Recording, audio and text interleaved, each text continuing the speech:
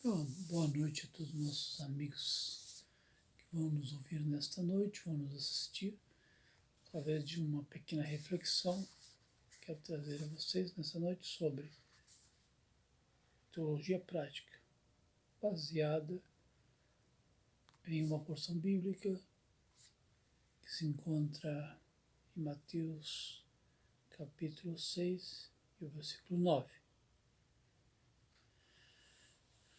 Muito conhecida de todo cristão que pratica, que faz esta oração.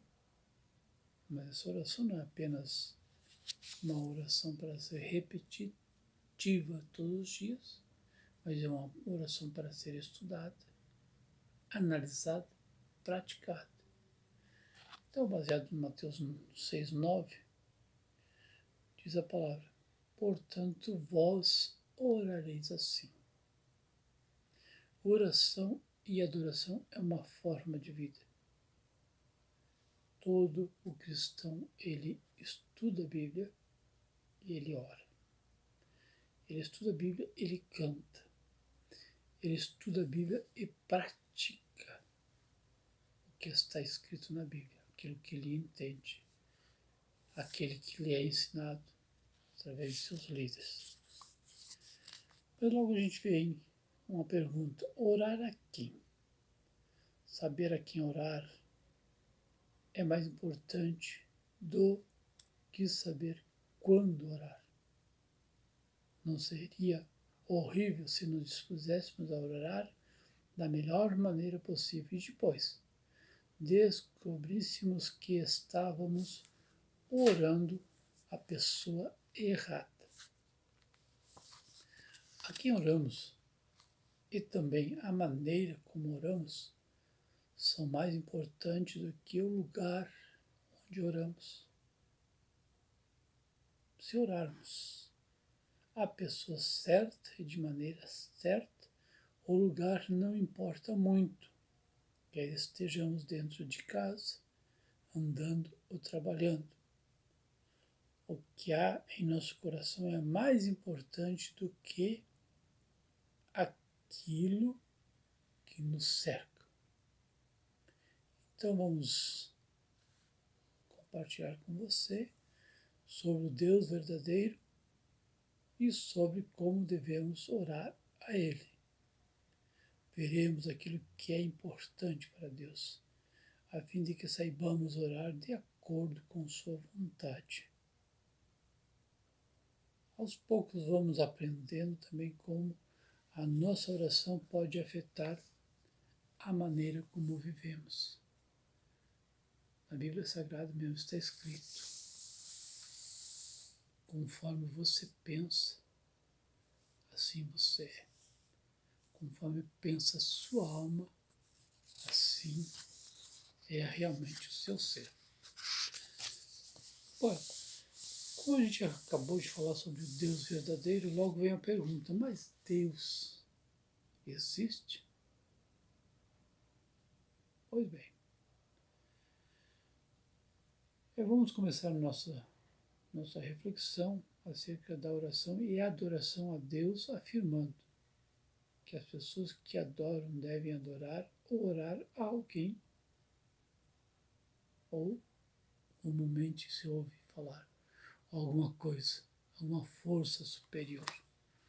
Mas, na verdade, nós sabemos que devemos orar ao Criador, ao Deus que criou os céus e a terra, o mar e tudo o que neles há. Deus nos deu um universo perfeito, em harmonia, e nos tocou morarmos na terra. Então, nós recebemos a terra como um jardim para a nossa morada. Portanto, devemos cuidar desse nosso jardim. Algumas pessoas dizem que Deus não existe e, portanto, não podemos adorar nada. Não adianta orar. Eles afirmam. Então, não adianta orar, pois não há ninguém para nos ouvir. Aí nós chamamos tais indivíduos de ateus, pois não creem na existência de Deus. Que pessoas, uma classe de insensatez, na verdade, insensatas. Não veem as provas da existência de Deus, mesmo estando elas diante dos seus olhos, as provas da existência de Deus. A ordem precisa do universo, a beleza das flores, a maravilha do corpo humano, tudo isso nos fala a viva voz: existe um Deus Criador. Dizer que o mundo se fez sem um Deus Criador seria o mesmo que olhar para um relógio e afirmar que ele, o relógio, se fez sozinho. Logo vem outra afirmação: não podemos saber ao certo. Muitas pessoas duvidam da existência de Deus, porque não pode vê-lo. Elas veem o que ele criou e creem que deve haver uma coisa para a criação, mas duvidam e dizem: não podemos saber com certeza. Talvez haja um Deus, talvez não. Chamamos tais coisas pessoas de agnósticas, pois creem que mesmo que Deus exista, o homem não pode conhecê-lo. Indago: orar para quê? Não podemos ter certeza de que alguém nos ouve. Outras afirmações, por exemplo: não quero saber de Deus. Existem muitas pessoas que estão cientes do fato de que Deus existe, mas não querem lhe obedecer. Preferem viver segundo seus conceitos humanos, não querem obedecer a Deus.